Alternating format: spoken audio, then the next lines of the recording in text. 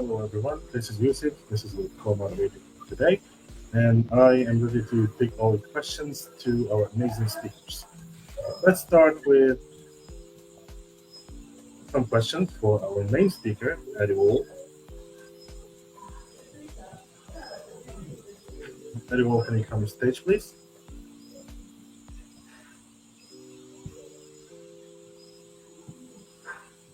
I think you can go to the next. The one is not here yet. All right, we can pick another. We can pick another speaker. So, Dr. Brandy. Okay. This is by Jack from LinkedIn. So, Dr. Brandy, what is one specific activity that you found to be the most effective uh, to help a hesitant learner to gain confidence? Hmm. I think one thing I would say is do it scared, right? Whatever it is, to do it scared. So if it's doing a presentation, if it's walking up and introducing yourself to someone else, if it's volunteering to do an activity, do it scared, because a lot of times people believe that confidence, you have to get confidence to take action, when actually it's the reverse, is you have to actually take action to gain confidence, right? Because in order for you to gain confidence, you have to first be courageous enough to do the thing that is making you nervous and making you scared in the first place. So I would say the one thing to do is to do it scared. Do it anyway. Do it when it makes you nervous and uncomfortable and fearful. Do it anyway, because when you do it, you'll realize it's not as bad as you thought it was, and you get better at doing it each and every time. And so you gain confidence by actually doing whatever it is. Thank you so much for this. Another question for you, Dr. Brandy, by Kareem from YouTube. How can we measure the success of our learning group, of the peer learning group, beyond just information retention? Sure. So measuring success of like a peer learning group is not going to be as concrete or tangible as maybe you might consider it. But you have to go into knowing what you are measuring in the first place. So in a peer group, right, if there is a goal of being able to communicate more effectively, then you have to set that goal, right? Even if that's a personal goal for yourself, you want to know that when I go into these conversations, as I engage with my peers, or I do the study groups and I do all of those things, what is it that I'm trying to gain out of it, right? So if you have a goal for, going in, and like I said, even if it makes you uncomfortable, do it scared, you increase your ability to improve your communication, because every time you open your mouth and you engage in that conversation, you can measure, that I was a little shaky. That made me a little nervous, but as I gain my confidence, I get better and I wind up improving my communication. So it depends on what you are looking for, and that'll determine how you measure success. Thank you very much. Let's pick another speaker to answer another question. So, a question for Takinia. Takinia there? Yeah, I'm here. Can you hear me? So our question is from Linda. Among the high demand skills that you mentioned, what is the single most accessible skill for someone to start with zero experience and almost zero budget? Zero experience and zero budget. I would say work on, more than anything else, clarity. Clarity on who you are, where you stand, what you won't stand for, and who you're willing to help at all costs. So when you have clarity of self, everything else falls into place. You don't need money to figure out who you are or how you are. You already know who you love. You already know who you'll fight for. So when you have the clarity of self, everything else falls into place. These are some wise words. Thank you very much. Another question for you. Yeah. So, what is a practical way from a foreign learner to validate the demand of a skill before investing months, years into it? required being professional at? So what's the qualifier for validating an idea and seeing if it's the right amount that you're charging for it? Am I getting the gist of it? Yeah, like how to make sure this is the right skill for me. Ooh, I can tell you fail forward. I can tell you from personal experience, fail forward. You're going to make a mistake. You're going to mess up. But when I tell you, when I see what sticks, what shakes out in the wash, I know I'm moving in the right direction. I know I'm moving in the right direction. You're going to fail and be ready for it. You're going to hear no and be ready for it. So collect you a nice little bouquet of no's because all you need is one yes. Thank you very much. Let's take another speaker. We can move forward to you, Zerah.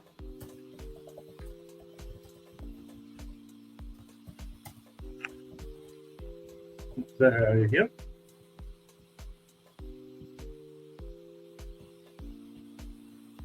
I'm here. Can you hear me now? Right, perfect. So another question, we have a question here from Scott. So, Mr. How does a disciplined approach to one of the lifestyle directly and measurably translate into sharper focus? Like, how does the pillars that you mentioned in the column shape our life? Of course. So that goes into within each of the pillars, there's different areas of what we can focus on that actually physically can improve our body, but then directly correlate with our mind. So all of these principles really derive from the concept of neuroplasticity, which is the concept of use it or lose it. So when we engage in these different habits, in these different exercises, in proper nutrition, all of these different things are stimulating the different parts of our brain that are responsible for things like I mentioned, learning, creativity, problem solving, memory and recall, all of those different elements. So when we're able to kind of put all of these actionable steps together to create a more balanced lifestyle, that's when you can directly see those ripple effects in our personal life, like our social interactions and conversations. We're able to be more present. And then, of course, this directly translates into our professional life when we're showing up with greater energy, greater focus, and just sharper skills, all from stimulating the parts of the brain that are responsible for those cognitive demands.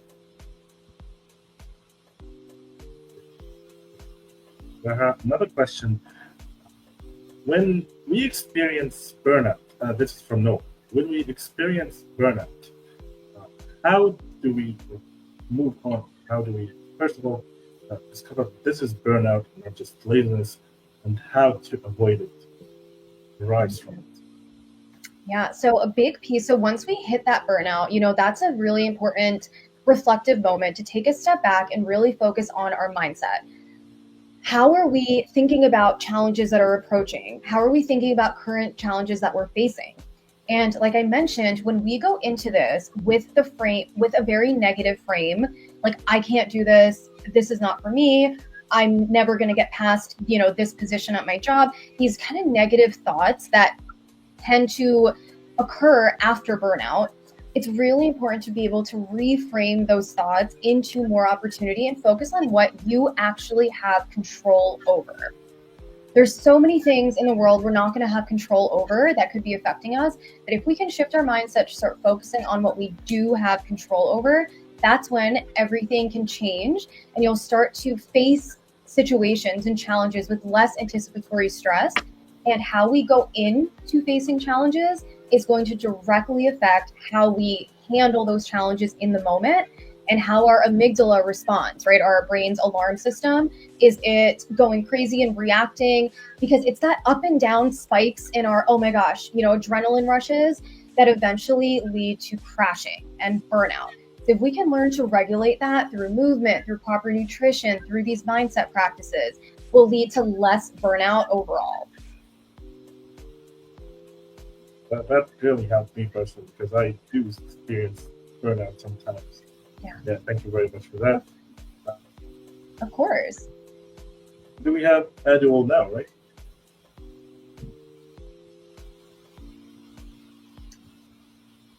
Adolf, can you come on stage, please?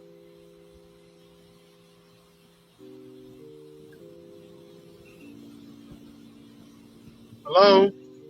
Perfect. We can hear you. So there is a question from Brittany. What is some of the most important elements you recommend for a relationship to transition from general advice to generating income? So the question is, what's the general advice to generate income, correct? No. So what are some elements for what should be in the relationship to transfer it to generating income? Okay. Because there's a music on the background, I can barely hear what you're saying. But I know I heard the word generate income. Something general advice to generate income. Yes. Okay. So my advice in regards to generating income, let you, just like I said in my notes earlier, my advice to you is believe in yourself first. It's very, very important when it comes to generating income. First, believe in yourself. Seek mentorship. When you do that, create a great model. That's my advice. Mentorship. I think almost all the speakers today mentioned that word mentorship. So it's very, very important. It make your job easier and make your path, less rocky. I'm not saying it's not going to be rocky, but it's going to be a little bit smooth at some point because you are just following the blueprint that your mentor would have probably initiate to you. So that's my take on that. All right. Thank you very much. All Another right. question for you, this time from Wayne. Have you seen, or can you share an example of a pitfall that you have prevented to reduce the impact of the damage from it?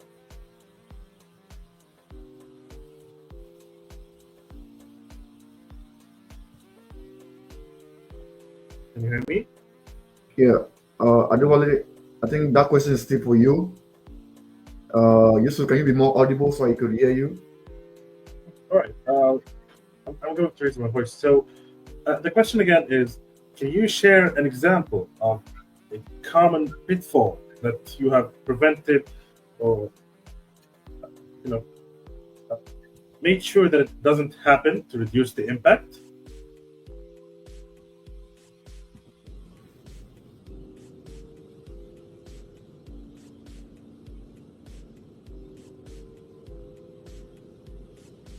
Jay, can you hear me? Yeah, I can hear you now. All right, perfect. Let me repeat the question again. So, again, can you share an example of a pitfall or something big that you prevented the impact of? Okay. You said, can I share an example of what? A pitfall, or something bad. Okay, something bad. Yeah. Okay. You mean like a situation that's bad for business or what? Yeah, like a situation that you prevented from happening. Oh, a situation I prevented from happening as a coach? Yes, exactly. Okay. So let me just give you a raw example. As a coach myself, when it comes to setting up a business, I believe in what they call marketing research to understand the target audience that you are trying to jump on and even understand the market itself.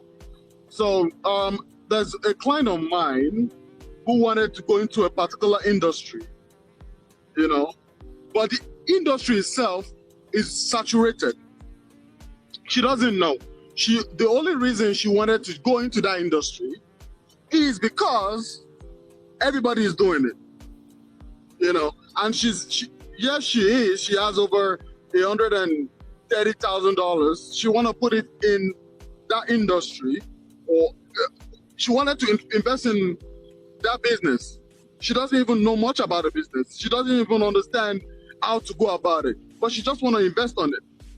Like when I mean invest, I'm not talking about passive investment, maybe investing in a business that is already existing.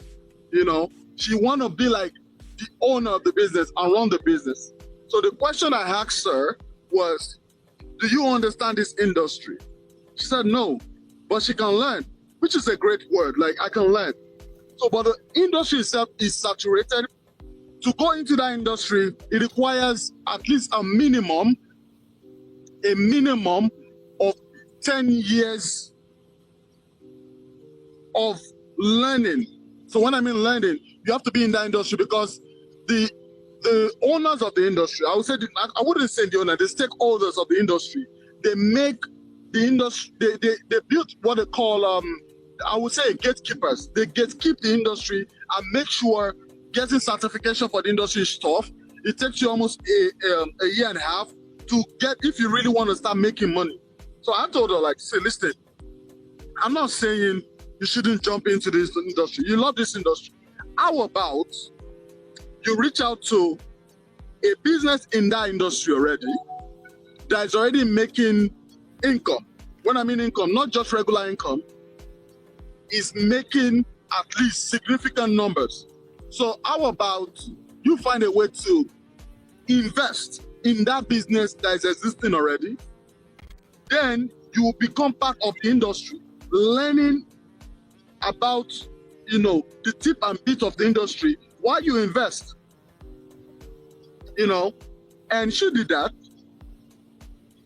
3 years after, with the profit she made and for the fact that she understood the industry within those 2 years frame, she was able to set up her own. And right now she's really making a lot of money. So, but like I said, understanding an industry is very important. So that's the point of, I always say this: any person that want to set up a business, that want to set up, you have an idea, you want to set it up, or whatever the thing is, it's very important for you to do a marketing research. You need to understand that industry. Don't jump on it because somebody is doing it. That's my own take. I'm not saying you shouldn't do whatever you think you want to do, but what I always tell my clients every time is, do you understand this industry? Because different industry has different process and procedures. And that's what you need to understand. And sometimes, especially in the United States, we have what they call compliance.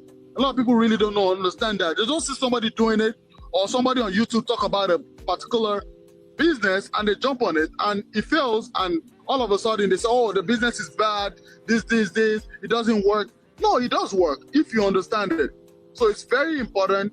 The take home I'm going to say to people listening is, you need to understand that before you jump into any business at all, understand that industry. No matter how much you think you understand it before now, try to do a research to understand it better.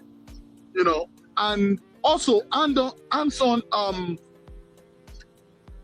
understanding is another different curve itself. So the learning curve for hands-on is different from what you read in the book sometimes. Because like I said, studying at Harvard, what I learned in Harvard Business School is different from what I saw in real life as an entrepreneur. So I have to relearn some things and learn all over. But it helped me push forward. But the hands-on I have shaped my vision about how entrepreneurship works. So thank you. Thank you very much. Really prevented a disaster from happening here. We will continue the questions now. We are going to move to our second co-moderator, Adolf. Please take this Q&A. Thank you, Yousef. Good day, everyone. My name is Matra Elizabeth, and I'm the co-moderator for this live section. So the first question goes to Ms. Zerah. It says, what's one small challenge? What's one small change we could make in our life that would have the biggest positive impact in our life, and how should we be consistent with our progress? Yeah, thank you for that question. So I would say the small steps that you start to take need to be very aligned with your goals. So step one is to identify what is your ultimate goal, whether that's professional or personal. And I encourage you to take a deeper dive into that to really find your why related to that goal. You know, maybe if it is something related to health and fitness, maybe it is wanting to be stronger. Okay, but why? Is it to feel more confident? Okay, but why? Is it to show up more confidently at work or in presentations? So finding that why is going to be really, really important. It's really going to be the key that drives your goals, your mindset, those little small habits, your lifestyle. So that would be step one. Once you do identify those goals, then starting to think of what those barriers are, right? So first, figuring out what the goals are, then figuring out your barriers. Once you figure out those barriers, actually really figuring out what you can do to get past those barriers. Now, this is when you actually get into developing those small steps. And then, of course, finally, it is implementing those steps. Because I talk about micro habits because these are very easy to embed into your lifestyle. And what happens is that over time, they become habitual, hence the name micro habits, right? So you're no longer thinking about those habits. That's just part of your lifestyle. It's just part of your routine. So you can then build on those small habits and they compound over time to get you closer and closer to your goals. So that's sort of the idea behind the comp method. Thank you. Thank you so much for that impactful section. So the next question goes to Matra. It says, how can someone with strong skills learn to communicate their value better? This for Matra.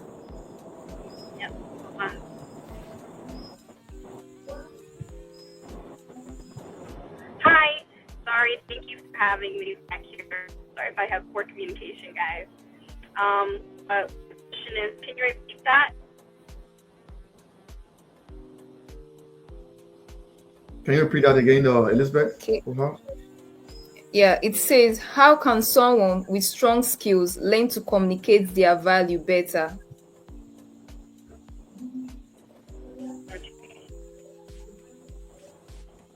So there are a few ways that someone with strong skills can communicate their value better. It starts with first, of course, understanding their own value and their own perspective and their own goals. Start with your why. Because if you don't know your purpose, then how can you really illustrate to someone else what they're going to be benefiting from or what they're going to be getting from you? And so after you have a strong sense of why, then you can go on to do a couple of things, like translate your skills into outcomes. So people don't just buy skills, right? I had another panelist here who spoke about how the people get upskill a lot and they get a lot of certifications and education, and skills are great to have, but people don't just buy skills, they buy results. So instead of just saying, I'm great at project management, you can say I managed a functional project, and I delivered this much. So it really comes down to how you communicate things and the terms in which you present them, right? So you have to make sure you show your deliverables. Another key thing that I've actually learned in my journey as well is use strong storytelling. All right, so facts tell, but stories tell all, right? So a good structured method that you can use is something called the STAR method. And so that uses the situation, task, and action and result. So when you say something, here's an example. When I worked with, X company, they were struggling with this problem. I created this solution, and as a result, they achieved this impact. So stories like this can really make your value tangible and memorable. So another thing I definitely suggest is learning the language of your audience. Really understand what your audience is speaking to, what they're looking for. For example, a CFO or a client and a hiring manager all define value differently. For executives, when they talk about value, that you're talking about money, efficiency, risk reduction. For teams, when they speak about value, they talk collaboration, productivity, morale. And for clients, when they speak about value, they're speaking about transformation, outcomes, and growth. So something that you can ask yourself when you're learning the language of your audience, specifically with value, is what does value mean to the person I'm speaking to, and mirror that language. Another thing you can definitely try to do is practice your value pitch. Practice how you pitch, practice your one-liner. There's something that a powerful founder that I listened to recently mentioned, that they spoke 100 times in front of people, and they heard so many no's, and the few yeses were great, but the no's were very impactful because it made them practice their value pitch so many more times. It made them just a lot more able to capture those first few people, so they can so the people who would more immediately say no, they were able to capture those folks who wouldn't say, capture those folks who maybe challenge them. And because they had practiced their one-liners so much, they knew how to address any questions immediately. And the other thing is, sometimes people do undersell themselves because they don't see the value in what they do. Another one of the panelists here definitely spoke to that. So I definitely think you should keep something I do is keep a wins journal. And that documents your results, your feedback, and your achievements, and that would definitely make you feel a lot more confident. So it comes down to framing, storytelling, and confidence. Recognize you already have these skills, but that's something that you definitely want to package in a way that others can instantly recognize and value.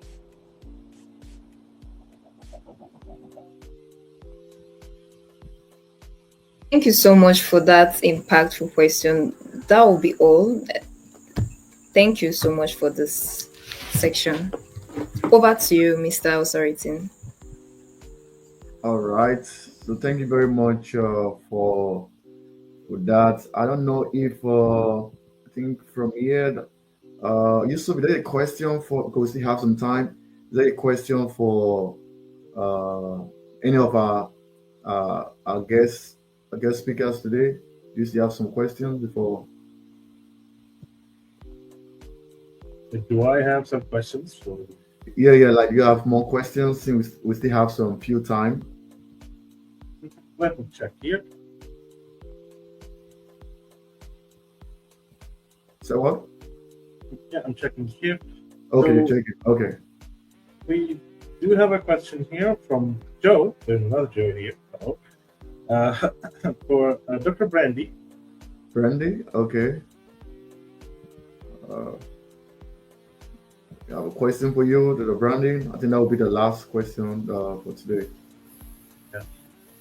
So the question is, for someone who learns best alone, how can they integrate dialogue-based platforms? Will they talk to themselves? Sure. So learning is not just something you do with your education, right? And so if you learn best alone, if you study better alone, think about other ways you can gain those skills. So again, you can be having conversations with friends. You can be having conversations, interacting in terms of customer service. You might be speaking with somebody to try and get your phone fixed. You might be in a store having a conversation with someone, you're buying clothes, and you're trying to ask questions, right? So learning is not just something we talk about in our education or in, our traditional school form, but think about other areas where you can actually engage and build those skills that aren't necessarily related to studying, schoolwork or anything like that. So just be more creative about where you can gain those skills versus just solely about studying in those classes. Yes, it would be helpful in those classes, but you can also, gain confidence, clarity, and retention of information when you learn something about other people or other parts of your life.